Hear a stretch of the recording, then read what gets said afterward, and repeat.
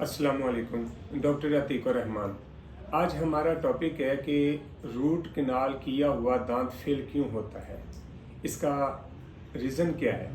ये हमारे पास एक वीडियो चल रही है, पेशेंट आए हैं तो उन्होंने पहले आज से 2 साल पहले उन्होंने रूट कनाल करवाया, फिल करा के तो अब जाके उनके अंदर पेन स्टार्ट हो गई। तो आया कि इसका बड़ा रीज़न क्या था।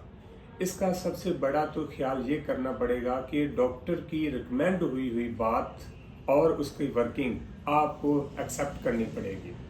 अगर आप उसको एक्सेप्ट नहीं करेंगे तो पेन स्टार्ट हो सकती है, आपका पैसे लगाए हुए ज़ाया हो सकते हैं।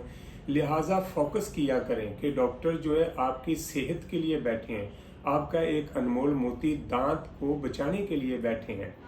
तो डॉक्टर ने रिकमेंड किया कि इस दांत को सेफ रखने के लिए क्राउन करवाएं, तो पेशेंट ने क्राउन नहीं करवाया।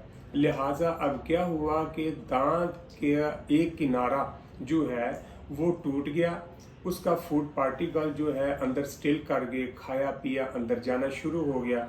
जो कैविटी है वो भी बढ़नी शुरू हो गई। जो फिल किया मटेरियल वो आहिस्ता आहिस्ता टूटना शुरू हो जाता है, जिससे दांत के अंदर इन्फेक्शन और रिएक्शन दोनों साथ स्वेलिंग और जो मटेरियल है वो लूज हो रहा है। मैंने आपको दिखा रहा हूँ।